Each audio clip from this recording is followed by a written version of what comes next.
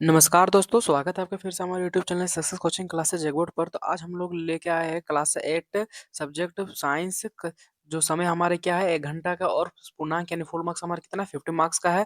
हाँ दोस्तों, तो हम क्या लेकर आए हैं आज 2025 का मॉडल पेपर पत्र जो कि हमारे एग्जाम के लिए वेरी इंपॉर्टेंट साबित होने वाला है। हाँ, सेम हमारे जितना भी 2025 का मॉडल पेपर अगर आप देखिएगा तो जितना भी मार्क्स का मॉडल पेपर है उतना ही मार्क्स का हमारा फाइनल एग्जाम है। इसी तरह इसी पैटर्न में आपका एक फाइनल एग्जाम भी लिया जाएगा। तो आप बने रहिएगा वीडियो हमारे वीडियो में शुरू से लेकर अंत तक, ताकि आपके लिए ये वीडियो हेल्पफुल हो। चलिए हम लोग बढ़ते हैं अपने क्वेश्चन की ओर। तो चलिए देखिए, पहला नंबर हम लोग को क्वेश्चन में हम लोग आते हैं। तो देखिए, पहला नंबर हम लोग क्वेश्चन में बोला जा रहा है कि सूक्ष्म जीव निवास स्थान कहाँ है। जो सूक्ष्म जीव के जो निवास स्थान होते हैं, हाँ, सूक्ष्म जीव के जो निवास स्थान होते हैं वो कहाँ होते हैं। तो याद रखिए, जो सूक्ष्म जीव का जो निवास स्थान होता है वो कहाँ होता है, तो वायु में, पानी में, जीवित वस्तुओं में। तो उपयुक्त सभी हमारे क्या हो जाएगा, राइट आंसर हो जाएगा। चलिए हम लोग क्वेश्चन नंबर 2 पर आते हैं। देखिए, क्वेश्चन नंबर 2 पर हम लोग को बोला जा रहा है कि निम्नलिखित में से कौन सा रोग मच्छर से फैलता है। तो याद रखिएगा, वेरी इंपॉर्टेंट सा वो क्वेश्चन है। तो इसका जो राइट आंसर हो जाएगा हमारा क्या हो जाएगा, ऑप्शन नंबर डी, मलेरिया हमारा क्या हो जाएगा, राइट आंसर हो जाएगा। चलिए हम लोग क्वेश्चन नंबर 3 पर आते हैं। तो देखिए, क्वेश्चन नंबर 3 पे हम लोग को बोला जा रहा है कि बायोडीजल के निर्माण में कौन सा सूक्ष्मजीव सहायक होता है। कौन सा सूक्ष्मजीव सहायक होता है बायोडीजल के निर्माण में। तो याद रखिएगा, इसका जो राइट आंसर हो जाएगा हमारा क्या हो जाएगा, ऑप्शन नंबर सी, सवाल हमारा क्या हो जाएगा, राइट आंसर हो जाएगा। चलिए हम लोग क्वेश्चन नंबर 4 पर आते हैं।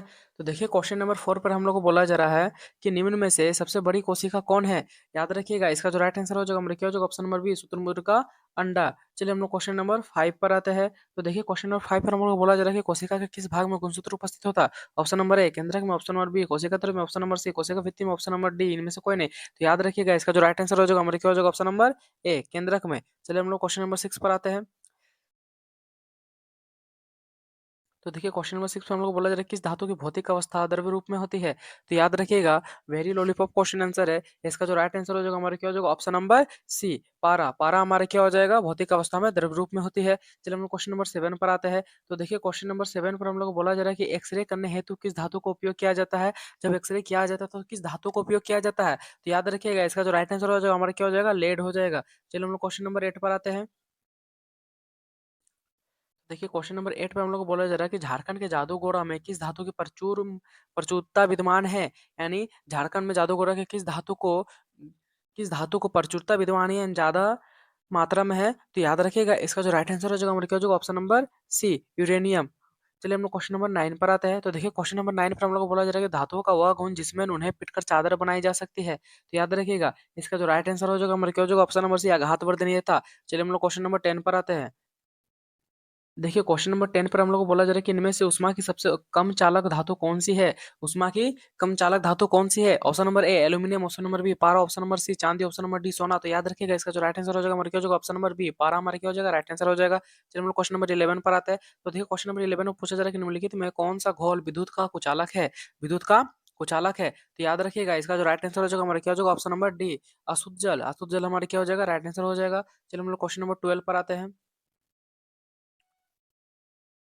देखिए, क्वेश्चन नंबर 12 पर हम लोग को बोला जा रहा है कि किस धातु पर इच्छित धातु की परत निक्षेपित करने की प्रक्रिया को क्या कहते हैं। तो याद रखिएगा, इसका जो राइट आंसर हो जाएगा हमारा क्या हो जाएगा, ऑप्शन नंबर ए विद्युत लेपन हमारा क्या हो जाएगा, राइट आंसर हो जाएगा। चलिए हम लोग क्वेश्चन नंबर 13 पर आते हैं। तो देखिए, क्वेश्चन नंबर 13 पर हम लोग को पूछा जा रहा है कि निम्नलिखित में से किनमें आंतरिक जनन होता है। आंतरिक जनन होता है। ऑप्शन नंबर ए मछली पर, ऑप्शन नंबर बी मेंढक पर, option number C star fish पर, ऑप्शन नंबर डी मुर्गी पर। तो याद रखिएगा, इसका जो राइट आंसर हो जाएगा हमारा क्या हो जाएगा, ऑप्शन नंबर डी मुर्गी पर क्या होता है, आंतरिक जनन होता है। चलिए हम लोग क्वेश्चन नंबर 14 पर आते हैं। तो देखिए, क्वेश्चन नंबर 14 पर हम लोग को बोला जा रहा है कि हाइड्रा में जनन की विधि है। क्या है हाइड्रा में जनन की विधि। तो ऑप्शन नंबर ए में हम लोग को बोला जा रहा है कि बहुविभाजन, ऑप्शन नंबर बी में दिया गया मुकुलन, ऑप्शन नंबर सी में दिया गया खंडन, ऑप्शन नंबर डी में दिया गया द्विविभाजन। तो याद रखिएगा, इसका जो राइट आंसर हो जाएगा हमारा क्या हो जाएगा, ऑप्शन नंबर बी मुकुलन। चलिए हम लोग क्वेश्चन नंबर 15 की और आगे बढ़ते हैं। तो देखिए, 15 में हम लोग को बोला जा रहा है कि पृथ्वी की सतह से ऊंचाई के बढ़ने के साथ साथ वायुमंडलीय दाब क्या होता है, घटता है, बढ़ता है, या दोनों, घटता बढ़ता दोनों, या इनमें से कोई नहीं। तो याद रखिएगा, इसका जो राइट आंसर हो जाएगा हमारा क्या हो जाएगा, ऑप्शन नंबर ए घटता है। चलिए हम लोग क्वेश्चन नंबर 16 पर आते हैं। चलिए हम लोग क्वेश्चन नंबर 16 पर आते हैं। देखिए, क्वेश्चन नंबर 16 पर हम लोग को पूछा जा रहा है कि दाब का मात्रक क्या है। तो यहाँ पर दिया गया ऑप्शन नंबर में पास्कल, ऑप्शन नंबर बी में दिया गया न्यूटन प्रति वर्ग मीटर, ऑप्शन नंबर सी में दिया गया दोनों, या इनमें से कोई नहीं। तो याद रखिएगा, इसका जो राइट आंसर हो जाएगा हमारा क्या हो जाएगा, ऑप्शन नंबर सी दोनों, पास्कल और न्यूटन वर्ग प्रति मीटर, ये हमारा राइट आंसर हो जाएगा। चलिए हम लोग क्वेश्चन नंबर 17 पर आते हैं। तो देखिए क्वेश्चन नंबर 17 पर हम लोग को पूछा जा रहा है कि निम्नलिखित बलों में कौन सा संपर्कित बल है? तो याद रखिएगा इसका जो राइट आंसर हो जाएगा हमारा क्या हो जाएगा, ऑप्शन नंबर डी, घर्षण बल हमारा क्या हो जाएगा, संपर्कित बल है। चलिए हम लोग क्वेश्चन नंबर 18 की ओर आगे बढ़ते हैं। तो देखिए क्वेश्चन नंबर 18 पर हम लोग को पूछा जा रहा है कि निम्नलिखित में कौन सा पदार्थ अदहनशील है? अदहनशील का मतलब होता है कि जो जलने वाला ना हो। तो यहाँ पर देखिए ऑप्शन नंबर ए में दिया लकड़ी जो जलने वाला, ऑप्शन नंबर बी में दिया जो हमारा क्या कोयला जो हमारा जलने वाला है, ऑप्शन नंबर सी में भी दिया गया पेट्रोल जो कि हमारे जलने वाला है, लेकिन पत्थर क्या है, जलने वाला नहीं है। तो ये जो ऑप्शन नंबर डी हो जाएगा हमारा क्या हो जाएगा, राइट आंसर हो जाएगा। चलिए क्वेश्चन नंबर 19 पर आता है। तो देखिए क्वेश्चन नंबर 19 पर हम लोग को पूछा जा रहा है कि किसी पदार्थ के दहन का पोषक पदार्थ क्या होता है? तो इसका जो राइट आंसर हो जाएगा हमारे क्या हो जाएगा, ऑप्शन नंबर सी, ऑक्सीजन क्या होता है, कोई भी पदार्थ का दहन का पोषक पदार्थ होता है। चलिए हम लोग क्वेश्चन नंबर 20 पर आते हैं। तो देखिए क्वेश्चन नंबर 20 पर हम लोग को पूछा जा रहा है कि किसी ज्वाला का सबसे अधिक गर्म भाग कौन सा होता है? तो याद रखिएगा इसका जो राइट आंसर हो जाएगा हमारा क्या हो जाएगा, सबसे बाहरी भाग। चलिए हम क्वेश्चन नंबर 21 पर आते हैं। देखिए क्वेश्चन नंबर 21 पर हम लोग को बोला जा रहा है कि निम्नलिखित में से कौन सा दो पदार्थ गुणसूत्र मिलकर नर शिशु के रूप में विकसित होता है? नर शिशु यानी लड़का का बात किया जा रहा है। तो याद रखिएगा जिसका जो राइट आंसर हो जाएगा हमारा क्या हो जाएगा, option number B, X Y. X Y जो होता है वो हमारा क्या होता है, लड़का होता है, लड़का होता है। और जो एक्स एक्स होता है वो हमारे क्या होता है, लड़की के लिए होता है गुणसूत्र। इसको याद रखिएगा, वेरी इंपॉर्टेंट क्वेश्चन है। चलिए हम लोग क्वेश्चन नंबर 22 पर आते हैं। तो देखिए क्वेश्चन नंबर 22 पर हम लोग को पूछा जा रहा है कि विश्व एड्स दिवस कब मनाया जाता है? विश्व में एड्स दिवस दिवस कब मनाया जाता है? तो याद रखिएगा ऑप्शन नंबर सी, 1 दिसंबर को मनाया जाता है। चलो हम लोग क्वेश्चन नंबर 23 पर आते हैं। तो देखिए क्वेश्चन नंबर 23 पर बोला जा रहा है कि स्त्रियों में होने वाले मासिक स्राव की सामान्य अवधि क्या है? मासिक स्राव की सामान्य अवधि क्या है? तो याद रखिएगा इसका जो राइट आंसर हो जाएगा हमारा क्या हो जाएगा, ऑप्शन नंबर डी, 28 दिन। चलो तो देखिए हम लोग क्वेश्चन नंबर 24 पर आते हैं। तो देखिए क्वेश्चन नंबर 24 पर हम लोग को बोला जा रहा है कि समतल दर्पण से बना प्रतिबिंब होता है, क्या होता है? आभासी होता है, वास्तविक होता है, धुंधला होता है या कोई नहीं? तो याद रखिएगा इसका जो राइट आंसर हो जाएगा हमारे क्या हो जाएगा, ऑप्शन नंबर ए, आभासी होता है। चलिए हम लोग क्वेश्चन नंबर 25 पर आते हैं। तो देखिए क्वेश्चन नंबर 25 पर हम लोग को बोला जा रहा है कि वह यंत्र जो दृष्टि रेखा पर नहीं रहने वाले वस्तुओं को भी दिखा सकता है। तो याद रखिएगा इसका जो राइट आंसर हो जाएगा हमारे क्या हो जाएगा, ऑप्शन नंबर ए, पेरिस्कोप। चलिए हम लोग क्वेश्चन नंबर 26 पर आते हैं। तो देखिए क्वेश्चन नंबर 26 पर हम लोग को बोला जा रहा है कि आंख में प्रवेश करने वाली प्रकाश किरणों को कौन नियंत्रित करता है? कौन नियंत्रित करता है? पुतली नियंत्रित करती है, आइरिस नियंत्रित करती है, कॉर्निया या रेटिना? तो याद रखिएगा इसका जो राइट आंसर हो जाएगा हमारा क्या हो जाएगा, ऑप्शन नंबर ए, पुतली हमारी क्या करती है, आंखों की प्रवेश करने वाले प्रकाश किरणों को नियंत्रित करती है। चलो हम लोग क्वेश्चन नंबर 27 पर आते हैं। तो देखिए क्वेश्चन नंबर 27 पर हम लोग को बोला जा रहा है कि वर्षा ऋतु में बोई जाने वाली एवं अक्टूबर से दिसंबर तक फसल की कटाई वाली फसलें कहलाती है, क्या कहलाती है? रबी फसल कहलाती है, खरीफ फसल कहलाती है, दलहन फसल कहलाती है या तिलहन फसल कहलाती है? तो याद रखिएगा इसका जो राइट आंसर हो जाएगा हमारे क्या हो जाएगा, ऑप्शन नंबर बी, खरीफ फसल कहलाती है। चलिए हम लोग क्वेश्चन नंबर 28 पर आते हैं। तो देखिए क्वेश्चन नंबर 28 पर हम लोग को बोला जा रहा है कि स्वपोषी का उदाहरण है। अब देखिए स्वपोषी का मतलब होता है, चलिए हम लोग पहले उस बात को जानते थे कि स्वपोषी का मतलब होता है जो अपना पोषण स्वयं करता हो, उसे हम लोग क्या कहते हैं, स्वपोषी कहते हैं। ऑप्शन नंबर ए में दिया गया गाय, ऑप्शन नंबर बी में दिया गया बकरी, ऑप्शन नंबर सी में दिया गया तिलचट्ट, ऑप्शन नंबर डी में दिया गया अमरूद का पौधा। तो याद रखिएगा इसका जो राइट आंसर हो जाएगा हमारे क्या हो जाएगा, ऑप्शन नंबर डी, अमरूद का पौधा क्या होगा, हमारा स्वपोषी होगा, क्योंकि ये अपना पोषण स्वयं करता है। चलो हम लोग क्वेश्चन नंबर 28 पर चलिए हम लोग क्वेश्चन नंबर 29 पर आते हैं। तो देखिए क्वेश्चन नंबर 29 पर हम लोग को बोला जा रहा है कि हार्वेस्टर मशीन द्वारा फसल की जाती है, क्या की जाती है? तो जुताई की जाती है, भंडारण की जाती है या कटाई की जाती है या ढुलाई की जाती है? तो याद रखिएगा इसका जो राइट आंसर जो हमारे क्या हो जाएगा, ऑप्शन नंबर सी, कटाई की जाती है। चलो हम लोग क्वेश्चन नंबर 30 पर आते हैं। तो देखिए क्वेश्चन नंबर 30 पर हम लोग को पूछा जा रहा है कि बड़े शहरों में रात्रि में चांद, तारे, ग्रह, उपग्रह क्यों नहीं दिखाई देते हैं? तो ऑप्शन नंबर ए में दिया गया उन्हें कोई देखता ही नहीं। ऑप्शन नंबर बी में दिया गया बड़े शहरों में विद्युत संजा में छिपा जाते हैं। ऑप्शन नंबर सी में दिया गया धूल धुएं से भरे आसमान में कहीं खो जाते हैं। ऑप्शन नंबर डी में क्या इनमें से कोई नहीं? तो याद रखिएगा इसका जो राइट आंसर हो जाएगा हमारे क्या हो जाएगा, ऑप्शन नंबर सी, धूल धुएं से भरे आसमान में कहीं खो जाते हैं। चलिए हम लोग क्वेश्चन नंबर 31 पर आते हैं। क्वेश्चन नंबर 31 पर आते हैं। देखिए क्वेश्चन नंबर 31 पर हमको बोला जा रहा है कि सबसे दूर का ग्रह कौन है? नेपच्यून, शुक्र, शनि, इनमें से कोई नहीं। तो याद रखिएगा इसका राइट आंसर हो जाएगा हमारा क्या हो जाएगा, ऑप्शन नंबर ए, नेपच्यून हमारे क्या हो जाएगा, राइट आंसर हो जाएगा। चलिए हम लोग क्वेश्चन नंबर 32 पर आते हैं। तो देखिए क्वेश्चन नंबर 32 पर हम लोग को पूछा जा रहा है कि खगोलीय पिंडों की धुरी को किस इकाई में मापा जाता है? प्रकाश वर्ष में मापा जाता है, मीटर में मापा जाता है, किलोमीटर में मापा जाता है, सेंटीमीटर में मापा जाता है? तो याद रखिएगा इसका जो राइट आंसर हो जाएगा हमारे क्या हो जाएगा, ऑप्शन नंबर ए, प्रकाश वर्ष में मापा जाता है। चलिए हम लोग क्वेश्चन नंबर 33 पर आते हैं। तो देखिए क्वेश्चन नंबर 33 पर हम लोग को बोला जा रहा है कि किस वर्ष किस घर्षण की अपेक्षा सर्पी घर्षण कम होती है? तो कौन सा घर्षण है सर? स्थैतिक घर्षण, लोटनिक घर्षण, दोनों या दोनों में से कोई नहीं। तो याद रखिएगा इसका जो राइट आंसर हो जाएगा हमारे क्या हो जाएगा ऑप्शन नंबर ए, स्थैतिक घर्षण। चलिए हम लोग क्वेश्चन नंबर 34 पर आते हैं। तो देखिए क्वेश्चन नंबर 34 पर हम लोग को पूछा जा रहा है कि तरल यानी हवा जल में गति करने वाली वस्तु को उचित आकार देकर घर्षण बल क्या किया जा सकता है? तो अधिक किया जा सकता है, कम किया जा सकता है, समाप्त किया जा सकता है, इनमें से कोई नहीं। तो याद रखिएगा इसका जो राइट आंसर हो जाएगा हमारे क्या हो जाएगा ऑप्शन नंबर बी, कम किया जा सकता है। चलिए हम लोग क्वेश्चन नंबर 35 पर आते हैं। तो देखिए क्वेश्चन नंबर 35 पर हम लोग को पूछा जा रहा है कि किस आकृति की वस्तुएं पर तरल घर्षण कम हो जाता है? आयताकार, वर्गाकार, नौकाकार या वृत्ताकार? तो याद रखिएगा इसका जो राइट आंसर हो जाएगा हमारे क्या हो जाएगा ऑप्शन नंबर सी, नौकाकार। चलिए हम लोग क्वेश्चन नंबर 36 पर आते हैं। तो देखिए क्वेश्चन नंबर 36 पर हम लोग को पूछा जा रहा है कि प्रथम पूर्ण रूप से संश्लेषित रेशा किसे कहा जाता है? रेशम को कहा जाता है, नायलॉन कहा जाता है, या रियान को कहा जाता है, या पॉलिएस्टर को कहा जाता है? तो याद रखिएगा इसका जो राइट आंसर हो जाएगा हमारे क्या हो जाएगा ऑप्शन नंबर बी, नायलॉन को कहा जाता है। चलिए हम लोग क्वेश्चन नंबर 37 पर आते हैं। तो देखिए क्वेश्चन नंबर 37 पर हम लोग को बोला जा रहा है कि निम्न में से किस धागे की मजबूती सबसे अधिक होती है?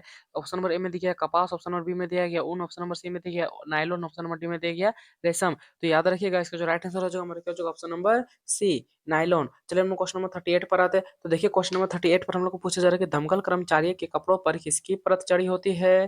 किसकी परत चढ़ी होती है? मेलामाइन की चढ़ी होती है, बेकेलाइट की चढ़ी होती है, पॉलीथीन या पॉली विनाइल क्लोराइड? तो याद रखिएगा इसका जो राइट आंसर हो जाएगा हमारा क्या हो जाएगा ऑप्शन नंबर ए, मेलामाइन। चलो हम क्वेश्चन नंबर 39 पर आते हैं। तो देखिए क्वेश्चन नंबर 39 में पूछा जा रहा है कि ध्वनि की प्रबलता किस कारक पर निर्भर करती है? ऑप्शन नंबर ए, आयाम, ऑप्शन नंबर बी, तारत्व, ऑप्शन नंबर बी सी, प्रबलता, ऑप्शन नंबर डी, इनमें से कोई नहीं। तो याद रखिएगा इसका जो राइट आंसर हो जाएगा हमारा क्या हो जाएगा ऑप्शन नंबर ए, आयाम। चलिए हम लोग क्वेश्चन नंबर 40 पर आते हैं। तो देखिए क्वेश्चन नंबर 40 पर हम लोग को पूछा जा रहा है कि ध्वनि की प्रबलता घटाने के लिए हमें ध्वनि के कंपनों को क्या करना होता है? की आवृत्ति घटानी होगी, की आवृत्ति बढ़ानी होगी, आयाम बढ़ाना होगा या आयाम घटाना होगा? तो याद रखिएगा इसका जो राइट आंसर हो जाएगा हमारा क्या हो जाएगा ऑप्शन नंबर डी, आयाम घटाना होगा। चलिए हम लोग क्वेश्चन नंबर 41 पर आते हैं। तो देखिए क्वेश्चन नंबर 41 पर हम लोग को पूछा जा रहा है कि प्रासंगिक ध्वनि की कंपनियों की आवृत्ति होती है, क्या होती है? ऑप्शन नंबर ए में दिया गया 20 हर्ट्ज और 20,000 हर्ट्ज के बीच, ऑप्शन बी में दिया गया 20 हर्ट्ज से नीचे, ऑप्शन नंबर सी में दिया गया 20,000 हर्ट्ज से ऊपर, ऑप्शन नंबर डी में दिया गया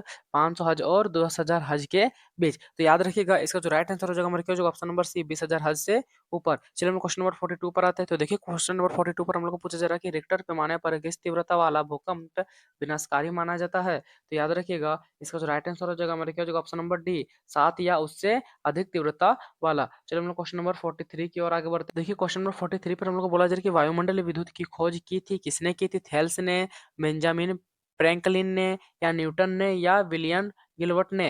तो याद रखिएगा इसका जो राइट आंसर हो जाएगा हमारे क्या हो जाएगा option number B, Benjamin Franklin ने। चलिए हम लोग क्वेश्चन नंबर 44 पर आते हैं। तो देखिए क्वेश्चन नंबर 44 पर हम लोग को पूछा जा रहा है कि ऊन से रगड़ी गई एबोनाइट की छड़ क्या हो जाती है? ऊन से रगड़ी गई एबोनाइट की छड़ दूसरी छड़ को आकर्षित करती है, या उनमें के साथ या उनके साथ घिसने वाली एक और एबोनाइट रड पर कोई प्रभाव नहीं पड़ता है, या रेशम से रगड़ी हुई कांच की छड़ को आकर्षित करता है, या रेशम से रगड़ी गई कांच के छड़ को प्रतिकर्षित करती है? तो याद रखिएगा इसको जो राइट आंसर हो जाएगा हमारा क्या हो जाएगा ऑप्शन नंबर डी, क्या होगा? रेशम से रगड़ी गई कांच की छड़ को प्रतिकर्षित करती है। चलो हम लोग क्वेश्चन नंबर 45 की ओर आते हैं। देखिए क्वेश्चन नंबर 45 पर हम लोग को बोला जा रहा है कि वायुमंडल में किन गैसों की वृद्धि से विस्थापन की समस्या हो रही है? सल्फर डाइऑक्साइड, नाइट्रोजन, या कार्बन डाइऑक्साइड व मीथेन, या हाइड्रोजन? तो याद रखिएगा इसका जो राइट आंसर हो जाएगा हमारा क्या हो जाएगा option number C, carbon dioxide एवं मीथेन। चलो हम लोग क्वेश्चन नंबर 46 की ओर आते हैं। तो देखिए क्वेश्चन नंबर 46 पर हम लोग को पूछा जा रहा है कि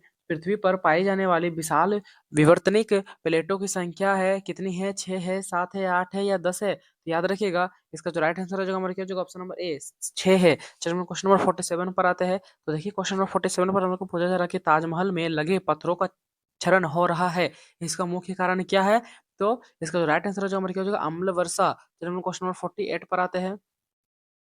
चलिए हम लोग क्वेश्चन नंबर 48 पर आते हैं। देखिए क्वेश्चन नंबर 48 पर पूछा जा रहा है कि द्वितीयक प्रदूषक है, क्या है? ऑप्शन नंबर ए में दिया गया carbon dioxide, option number B में sulphur dioxide, option number C में दिया गया नाइट्रोजन के ऑक्साइड, ऑप्शन नंबर डी में दिया गया सल्फर एवं नाइट्रोजन के अम्ल। तो याद रखिएगा इसका जो राइट आंसर हो जाएगा हमारे क्या हो जाएगा ऑप्शन नंबर डी, सल्फर एवं नाइट्रोजन के अम्ल। चलिए हम लोग क्वेश्चन नंबर 49 पर आते हैं।